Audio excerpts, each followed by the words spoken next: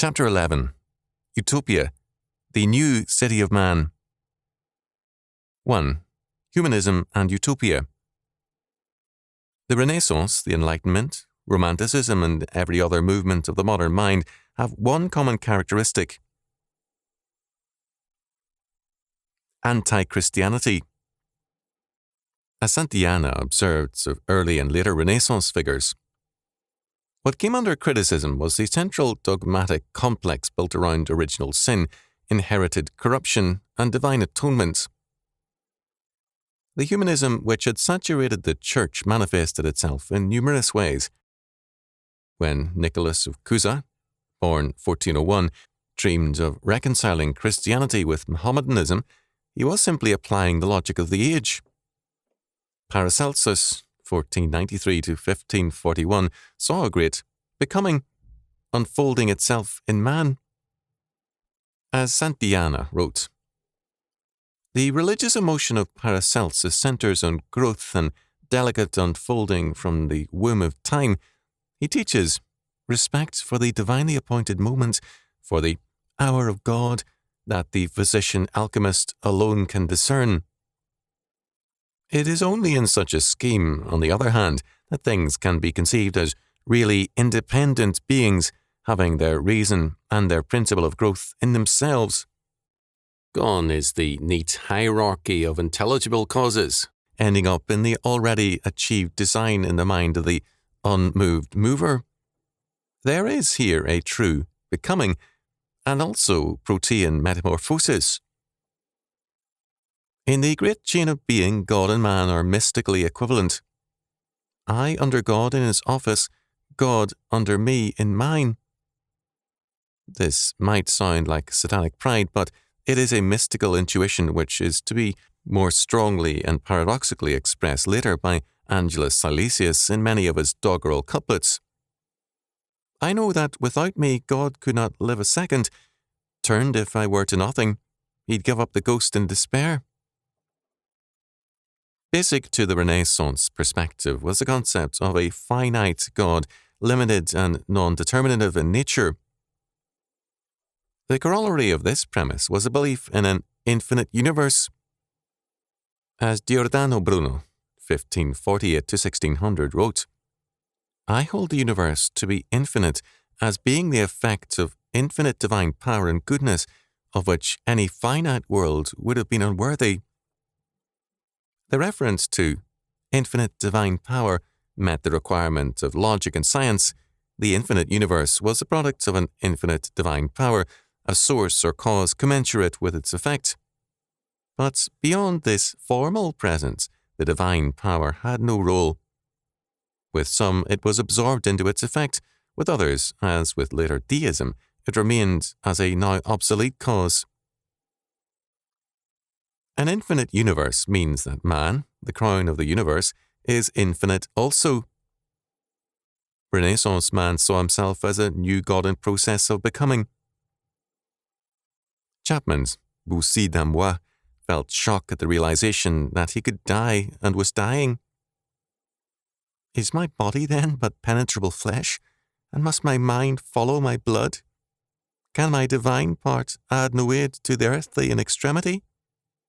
In any other era, for a man to express amazement at his mortality would be ridiculous.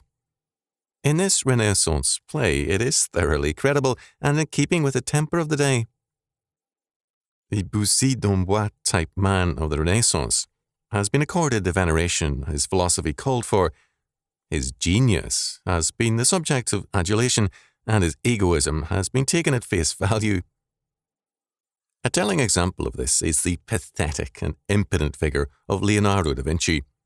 A chronic dabbler and procrastinator, Leonardo found it difficult to finish anything. His notes occasionally record good observations, his jottings of the comments of wiser men, but he was unable to bring these gleamings to focus.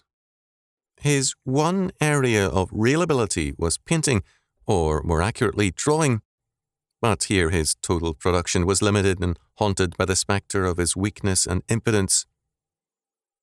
But because of his singular avoidance of any personal religious expression, this man has been especially highly esteemed, although amusingly, the experts find it difficult to establish what was great about him. But Renaissance man, being by self-definition a species of divinity, it was impossible to regard his actions as folly.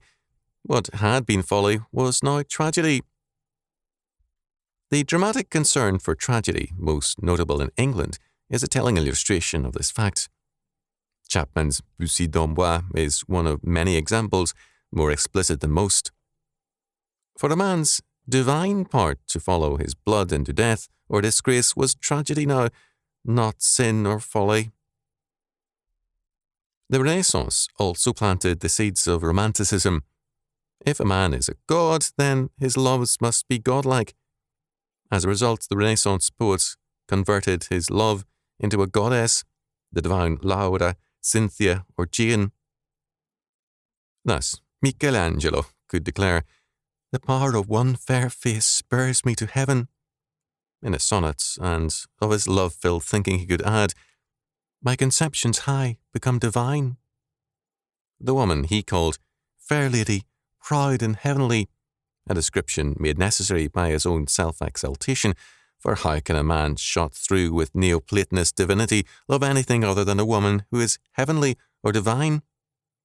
Later, Shelley and Byron were to call every slut they took up with a goddess until they left her, when she became a witch. A witch, after all, represents a kind of supernatural power also. Shakespeare, in his sonnets, equates his love's favour, and there are indications that both a man and a woman were the objects of his love, with a religious experience which lights up his life and makes him rich.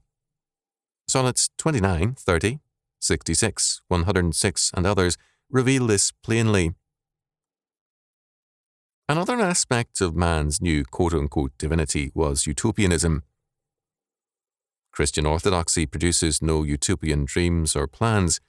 In God's law word, the believer already has God's purposes for the future declared, and the way thereto, faith and God's law word are plainly set forth. The believer moves towards God's predestined future with confidence.